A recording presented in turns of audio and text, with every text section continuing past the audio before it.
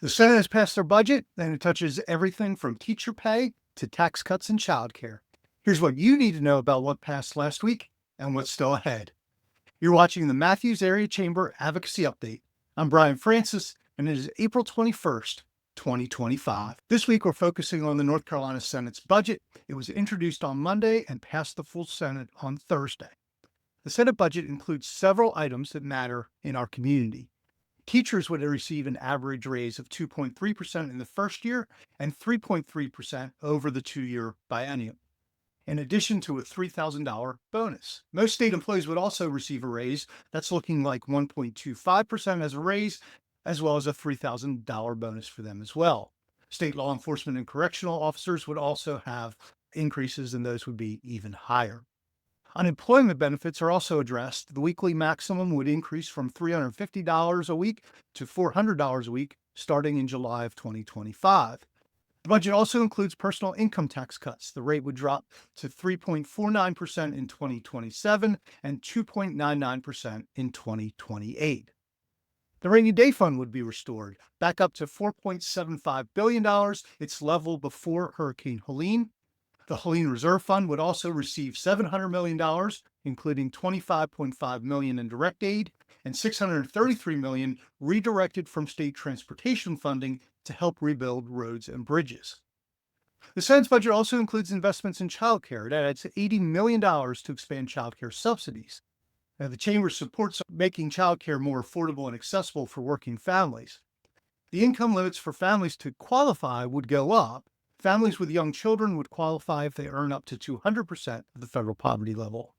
And for older children, the limit would be 133%. Starting in August 2026, families who receive subsidies would see their copays drop from 10% of their income to 7% of their income.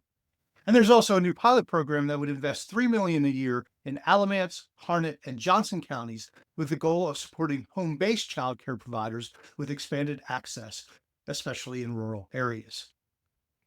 There's more support for workforce development and education as well. The NC Propel program would begin. It ties community college funding to job demand in fields like healthcare, advanced manufacturing, and IT. The program isn't fully funded in the Senate's budget, but we do think this is a move in the right direction. The budget also includes $36.5 million for new career pathways and $12 million to launch programs that require big startup costs. Now, this has just been a brief overview of some of the items included in the Senate budget, and it's really important to remember that this is not the final budget. The House is expected to release their version sometime probably later in May, and then a final compromise budget will hopefully be ready in June, though in recent years we've often seen that delayed until the fall. One more item of note, transit continues to be a major topic at the General Assembly, with two bills now filed that would allow Mecklenburg County voters to decide on a potential 1-cent sales tax increase to support transportation investments. Both proposals would reserve 40% of the revenue for roads and 60% for transit. But only one, House Bill 948, sponsored by Representative Tricia Cotham, would allow more flexibility in how those transit dollars are used. Unlike Senate Bill 145, it does not set aside a strict 20% for buses, in which that could create opportunities to fund future rail projects like the proposed Silver Line. That's especially important for Matthews, where leaders have expressed concern about being left behind if light rail is swapped out for bus rapid transit. So we'll be closely watching to see how each of these bills progresses and what they could mean for the future of transit in southeastern Mecklenburg County. That's all we've got for today, but we'll continue to track these and other policies that could impact businesses in Matthews. Until next time, I'm Brian Francis, and this has been the Matthews Area Chamber Advocacy Update.